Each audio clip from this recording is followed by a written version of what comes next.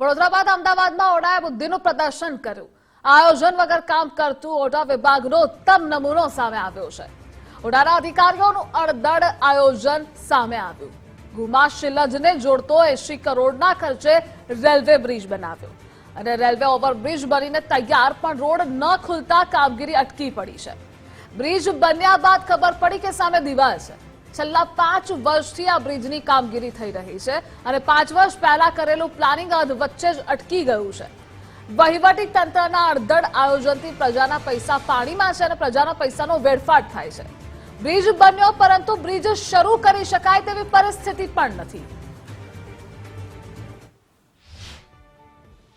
Urban development authority એટલે કે ઓડા દ્વારા તેના એક બુદ્ધિનું પ્રદર્શન કરવામાં આવ્યું હોય તે પ્રમાણેની સ્થિતિનું હાલ નિર્માણ થયું છે। હું જે સ્થળ પર છું તે ગુમા સિલજને જોડતો ઓવરબ્રિજ છે। આ ઓવરબ્રિજ બનીને તૈયાર થઈ ચૂક્યો છે। 6 વર્ષના સમયગાળો વીત્યો છે। આખો ઓવરબ્રિજ બનતા ₹80 કરોડની માતબર રકમના ખર્ચે આ બ્રિજ તૈયાર કરવામાં આવ્યો છે। પરંતુ એમાં સૌથી મોટી એ વાત છે કે આ બ્રિજ બન્યો તો છે પરંતુ તેનો છેડો ક્યાંય મળતો નથી, કારણ કે ગુમા તરફથી આ બ્રિજ આવ્યો છે અને અમે જ્યાં ઊભા છીએ તે સિલજનો વિસ્તાર છે। ત્યાં આપ જોશો આ દ્રશ્યો કે ત્યાં આખી એક દિવાલ આવી જાય છે।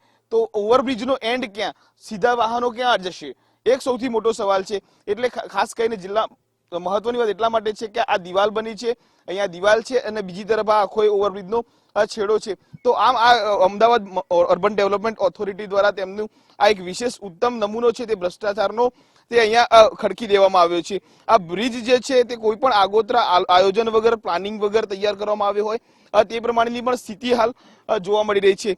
કારણ કે જો આગોતરું આયોજન કરવામાં આવ્યું હોત તો કદાચ આ સ્થિતિનું નિર્માણ ન થયું હોત, પરંતુ હાલ તબક્કે આ બ્રિજ જે છે તે બનીને તૈયાર થઈ ચૂક્યો છે, પરંતુ તેનું ઉદ્ઘાટન કેવી રીતે કરવું તે એક સૌથી મોટી અસમંજસ છે। બીજી તરફ આ બ્રિજની જ્યાં દિવાલ છે ત્યાં દિવાલ એ એગ્રીકલ્ચર ઝોનની અંદર આવે છે।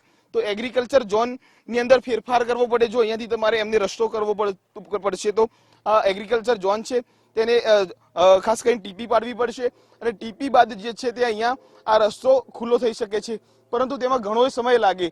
પરંતુ શું આ તમામ આયોજનો છે તે આયોજનો કરવા પહેલા આગોતરું એક આયોજન કર્યું હોત, સર્વે કર્યો હોત તો કદાચ આ સ્થિતિનું નિર્માણ ન થયું હોત। પરંતુ હાલ આ બ્રિજ છે તે ઉત્તમ નમૂનો ભ્રષ્ટાચારનો બન્યો છે। ભ્રષ્ટાચારનો એટલા માટે કે જો આગોતરું આયોજન કર્યું હોત તો 80 કરોડ રૂપિયા ખર્ચેલા લેખે લાગ્યા હોત, પરંતુ હાલ આ સ્થિતિ જે છે તે બદથી બદતર થયેલી માનવામાં આવી રહી છે। સ્થાનિક અનેક લોકોને પૂછ્યું તો કહ્યું કે આને જ વિકાસ કહેવાય। વિકાસની પર્યાય જો કોઈ હોય તો એ ઔડા છે। ઔડા દ્વારા જે આખો ઉત્તમ નમૂનો જે છે તે મૂકવામાં આવ્યો છે તેમના પ્રદર્શનનો, એક આ સૌથી મોટું પ્રદર્શન તેમના પ્લાનિંગનું કર્યું છે। જો બ્રિજનું નિર્માણ જ્યારે શરૂ થયું ત્યારે જ આ આખું આયોજન કર્યું હોત તો કદાચ આ સ્થિતિ ન ઉદ્ભવી હોત। ત્યારે હવે જોવું એ રહ્યું કે અર્બન ડેવલપમેન્ટ ઓથોરિટી એટલે કે ઓડા આનો શું વિકલ્પ હવે લોકો સમક્ષ મૂકે છે તે પર સૌ કોઈની નજર છે। કેમેરામેન વિજય પરમાર સાથે કલ્પિન ત્રિવેદી, ગુજરાત ફર્સ્ટ, અમદાવાદ। અને આજ મુદ્દે સંવાદદાતા કલ્પિન જોડાયેલા છે। કલ્પિન, અમદાવાદનું ઓડા એ વડોદરા મહાનગરપાલિકાની જેમ જ બુદ્ધિનું પ્રદર્શન કરવામાં અને લોકોના પૈસાનો વેડફાટ કરવામાં એક્સપર્ટ છે। બિલકુલ ધ્રુવિશા, વિશ્વની અંદર કોઈ એવો બ્રિજ નહીં હોય કે જેનો કોઈ છેડો ન હોય, પરંતુ અમદાવાદ શહેરની અંદર અમદાવાદ અર્બન ડેવલપમેન્ટ ઓથોરિટી દ્વારા એક બ્રિજનું નિર્માણ કાર્ય પૂર્ણ કરવામાં આવ્યું। આ બ્રિજ છે ગુમાથી સિલજને જોડતો ઓવરબ્રિજ બનાવવામાં આવ્યો છે। 6 વર્ષનો સમયગાળો આ બ્રિજ બનાવતા થયો, પરંતુ જે છે તે આપ દ્રશ્યો આપને બતાવવા માંગીશ કે આ બ્રિજનો જે છેડો છે તે ગુમા તરફથી આવી રહ્યો છે અને હવે બીજો છેડો છે તે સિલજ તરફ છે। સૌથી મોટી વાત એટલા માટે છે ધ્રુવિશા કે આ બ્રિજનો કોઈ એન્ડ નથી। જેવો અહીંયા બ્રિજનો છેડો આવે છે ત્યાં તરત સામે એક દિવાલ આવી જાય છે। એટલે ખાસ કરીને સૌથી મોટું બુદ્ધિનું પ્રદર્શન અમદાવાદ અર્બન ડેવલપમેન્ટ ઓથોરિટી દ્વારા કરવામાં આવ્યું છે।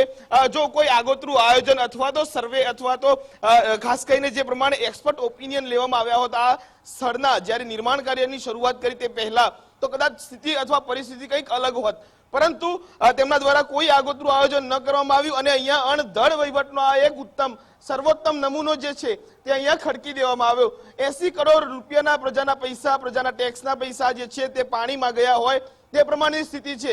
અહીંયા જોશો કે બ્રિજનો એન્ડ જ નથી। જો બ્રિજનો એન્ડ કરવો હશે તો સામે એગ્રીકલ્ચર ઝોન છે, તે એગ્રીકલ્ચર ઝોનની અંદર નવા જે કાયદાઓ છે મહેસૂલ વિભાગના તેની અંદર ફેરફાર કરવા પડશે, હેતુફેર કરવો પડશે અને ત્યારબાદ કોઈક વૈકલ્પિક માર્ગ ભવિષ્યમાં ખુલે તો ખુલે તે પ્રમાણેની સ્થિતિ છે. પરંતુ હાલના તબક્કાની અંદર આ બ્રિજની ઉપયોગિતા શું, એક સૌથી મોટો સવાલ છે. કારણ કે બ્રિજ તો બન્યો, પરંતુ રાહદારીઓ કેવી રીતે ઉપયોગ કરશે, સીધા અહીંયાથી કેવી રીતે ઉતરશે, એક સૌથી મોટો સવાલ છે. આ ઉપરાંત જે છે તે મહત્વની વાત એટલા માટે છે કે આ બ્રિજનો હેતુ એટલા માટે હતો કે ગુમાથી ગુમાના સ્થાનિકો રાહદારીઓ સીધા સિલદ તરફ આવી શકે.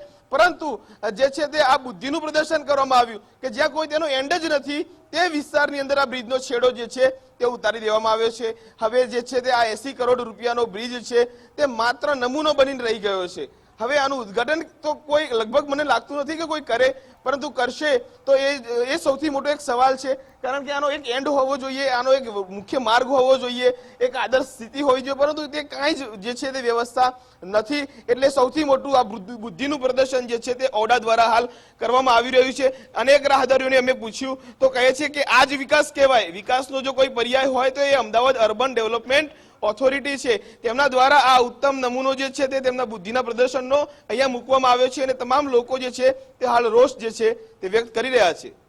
જી કલ્પેન, જોડાવા બદલ આભાર આપનો.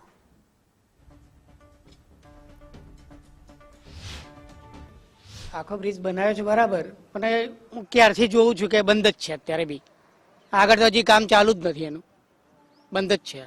હવે તો એમનું તંત્રનું ઓરડાનું કેવું છે તો હવે એ જ જાણે, આપણે શું કહી શકીએ એમને. સરકારી ખાતામાં શું કહેવાનું આવું બધું? આને જ વિકાસ કહેવાય, વિકાસનું જ આ નામ કહેવાય. પણ કેનો વિકાસ? નેતાઓનો વિકાસ. નેતાઓને પૈસા ઘટે એટલે શું કરે?